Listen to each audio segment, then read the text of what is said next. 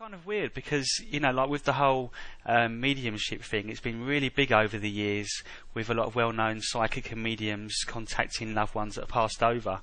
And obviously a lot of people from indigenous cultures, shamans and that, they believe that we can communicate with animals and we connect with the plants and nature. So it's kind of, it's natural for them. But all of a sudden now, for people like yourself, you're bringing that awareness into the West that we can communicate with animals, and they do feel, don't they? So yeah, absolutely.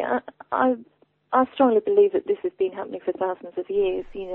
People have always been able to communicate intuitively, which is what it is, with other species. We're animals ourselves, human beings, and you can communicate across any species.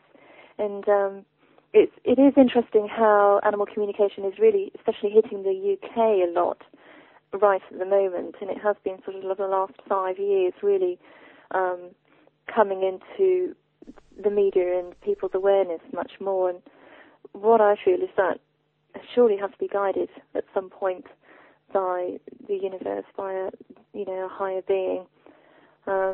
Yeah. Which I wouldn't have said. I have to say, I would never have said that back in 2004. Because back in 2004, I had no idea that animal communication existed at all. I was very, very skeptical about anything remotely like this. Yeah. And a complete atheist as well. So I've come on a massive, massive journey from when I discovered that you can actually talk to animals and hear them back. Yeah, it's quite interesting because I know that you were a stage manager, wasn't you? Working in a theatre. You worked with Harold Pinter. And that really this kind of thing was so far removed from what you thought you'd end up doing. And then I think one day you wanted to learn to understand, is it your dog, Morgan? Yeah, my dog like Morgan. Yeah, absolutely. I was working in theatre for 15 years. That's what I trained for 2 years to do, and then I'd been working professionally for 15 years, working with Harold Pinter, Peter Bowles, Edward Fox, Alan Rickman. And then I adopted Morgan into my life, and he's the first dog that I've ever lived with. I've always been a massive cat fan. And when he came, I adopted him from the Mayhew Animal Home. And I think that all rescued animals need a bit of a settling in period, when they just, to help them understand that actually they are staying here, it's not a temporary arrangement, and that they are in a safe place where they're going to be loved. But over a bit of time, what I felt is that Morgan still had this feeling of sadness around him. And I just felt that intuitively, but of course at that point I would have never said I'm feeling this intuitively. I just thought, Morgan's sad, I wonder why he's sad. And then I was emailed, and invited onto an animal communication workshop, which I thought was just a PC way of saying, come and read your dog's body language. Right, yeah. So I rocked up. I couldn't believe it when the teacher started to tell us all these Dr. Dolittle stories, which is what I thought they were, about how he could talk to animals. And there were about 20 of us in the room, and 19 people were crying. And then there was me, sitting there, bolt upright in my chair, legs crossed, arms crossed. No doubt I've got a scowl on my face. I didn't believe a word of it. I was so sceptical. And then I challenged him at lunchtime as well, actually said, I've got an awful lot to do if we're going to actually be talking to animals this afternoon. I still didn't believe it, but I thought, well, I've paid my money now, so I'm going to stay till the end. And then we got partnered up, and we weren't working with real animals in the room at this point. We were working with photographs of animals that we'd taken along with our pets at home. And I was partnered up, and I had to guess what animal was in the photo, my partner. And I thought, well, that's ridiculous, could be anything. But I just heard this name in my word in my head that said rabbit. And I turned it over, and it was a picture of a rabbit. And I thought, well, that's a lucky guess, isn't it? Yeah, it's amazing, I just completely discounted it.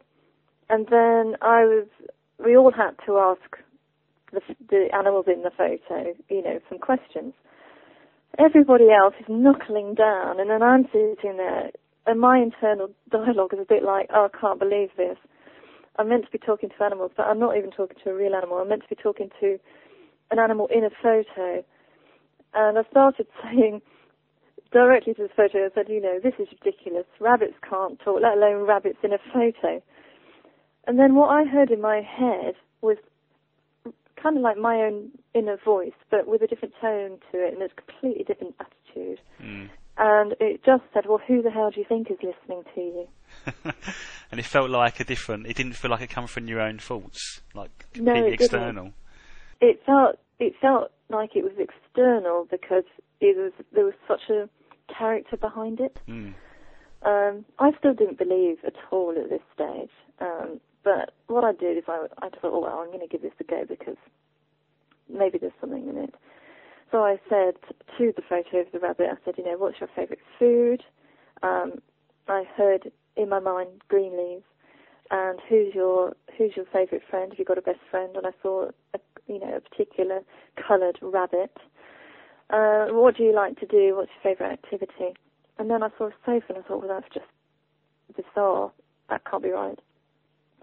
And then we had to give feedback in front of everybody about the stuff that we'd received.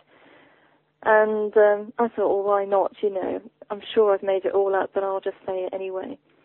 And so I started going through my list of things, and my partner, the rabbit's guardian, started to confirm them and said, yeah, that's his favourite food. Yeah, he is bonded with a rabbit that colour. I've got lots of rabbits that only one that colour, and anyone that knows anything about rabbits, once they're bonded, they're bonded. And there were a few things I got wrong. I didn't get everything right.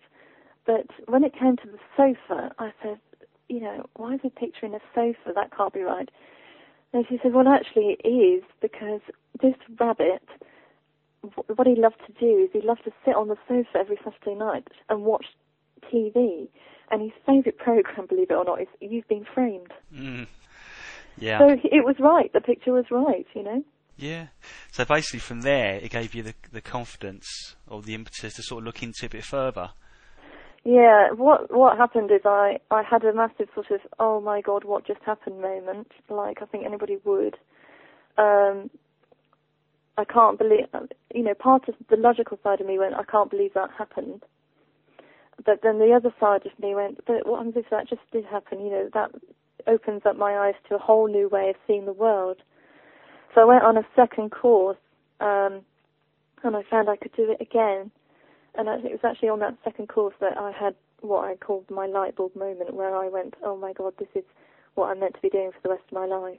Of course, once you realise that they can communicate with such coherent language that, I read in your book, you're saying they opened up all of these bit of sadness in you because you realised all the pain and the hurt that they feel when there's animals that are being experimented on, and the ones that are not treated so nicely, because they might not be able to speak, but they're just as sentient as the rest of us, aren't they? Yeah, absolutely. What's great about animal communication is that it's there to help end suffering, so whenever I can, not just with my clients' animals that I'm helping, I will try and communicate with other animals who I see are suffering and try to ease their load a little bit, But it does make you suddenly think of, vivisection and just animal testing and all these things. When there are rabbits in laboratories being tested on, they do have feelings, of course, and they do think and they do know what's going on. One of the stories that I found really inspirational in the book is that there was, I think there's a collie, the guardian was Mike, and I think the dog had something wrong with his legs where he couldn't really run. It was paralysed almost. Yes, and, he was paralysed. So the dog's called Mono. Yeah, he had an accident, and the vets gave him a very sort of grim prognosis where they were saying that he'll never walk again. So, of course, it was suggested that he was put to sleep. But Mike absolutely adores his dog and had been going through a rough time himself and felt that his dog pulled him through it, and so he wasn't willing to give up on Mono quite so easily. And there was a plea where a friend of Mike's asked for help, and I just felt really drawn to it, and so I made contact and said, if you'd like some help, I'm willing to give it a go. There's obviously no charge in this because I'm approaching him, He's never even heard of animal communication. And I started to communicate with Mono, and he was able to tell me exactly where he was lying. He was lying on the sofa. He was able to tell me he was lying on his left side. He told me that Mike was sleeping on the floor beneath him, and that he was in a blue room. All the walls were blue. And so we had some details like that Mike could verify to prove that I was really connected and really listening to what Mono had to say.